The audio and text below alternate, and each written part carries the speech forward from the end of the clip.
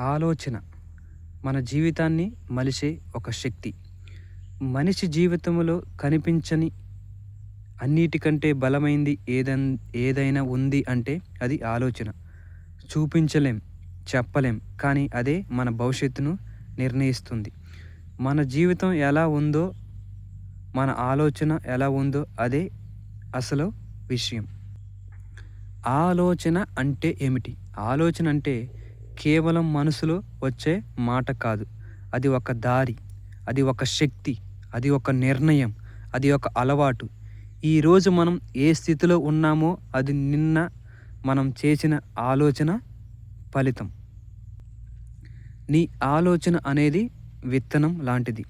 ఒక చిన్న విత్తనం పెద్ద చెట్టుగా మారుతుంది అనటంలో సందేహము లేదు. ఒక విత్తనం నాటినప్పుడు అది ఎప్పటికైనా ఫలించి పుష్పించి ఒక పెద్ద వృక్షంలా మారుతుంది. కానీ ఒక చిన్న ఆలోచన పూర్తి జీవితాన్ని మార్చేస్తుంది. అదే నమ్మకం. మంచి ఆలోచన విత్తితే మంచి జీవితం పండుతుంది. చెడు ఆలోచన విత్తితే బాధలు పండుతాయి. నీ ఆలోచన విధానం ఏమిటి? మన ఆలోచనలు మనల్ని ఎలా ప్రభావితం చేస్తాయి? మనసులో పదే పదే వచ్చే ఆలోచన అలవాటుగా మారుతుంది. అలవాటు స్వభావంగా మారుతుంది. స్వభావం జీవితంగా మారుతుంది. అందుకే ఆలోచన చిన్నదైన ప్రభావం చాలా పెద్దది. నెగిటివ్ ఆలోచనల ప్రమాదం. నేను చెయ్యలేను, నా వల్ల కాదు, నా జీవితం ఇలాగే, ఎవరు నాకు విలువ ఇవ్వరు. ఈ మాటలు మనసులో తిరుగుతుంటే మనమే మనకు శత్రువులం. నెగిటివ్ ఆలోచన మన శక్తిని నెమ్మదిగా చంపుతుంది. నెగిటివ్ మైండ్ అనేది నీ జీవితాన్ని నాశనం చేస్తుంది. నెగిటివ్ థాట్స్కి, నెగిటివ్ మనుషులకి దూరంగా ఉండాలి. పాజిటివ్ ఆలోచన శక్తి.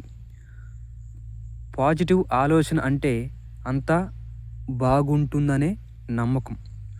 ఎంత కష్టం వచ్చినా దాన్ని ఎదుర్కొనే ధైర్యం ఉంటుంది. అదే పాజిటివ్ ఆలోచన.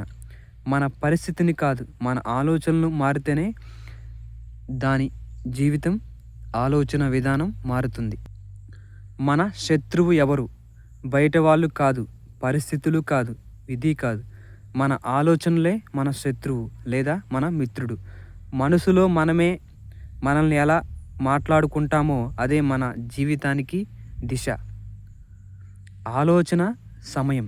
ఒక ఆలోచన సెకండ్లో వస్తుంది, కానీ దాని ప్రభావం ఏళ్ల తరబడి ఉంటుంది. అందుకే ఆలోచన చేసే ముందు కాదు, ఆలోచన ఎందుకు అలవాటు ఉండాలో చూసుకో. ఆలోచనలు నియంత్రణలో ఉంచుకోవటం ఎలా? మనసులో వచ్చే ప్రతి ఆలోచన మనది కాదు. అవసరం లేని ఆలోచనలు వదిలివేయటం నేర్చుకోవాలి. నిశ్శబ్దం మనసుకు మంచి మందు. మంచి మాటలు చదవటం, వినటం అనేది నీకు అవసరం.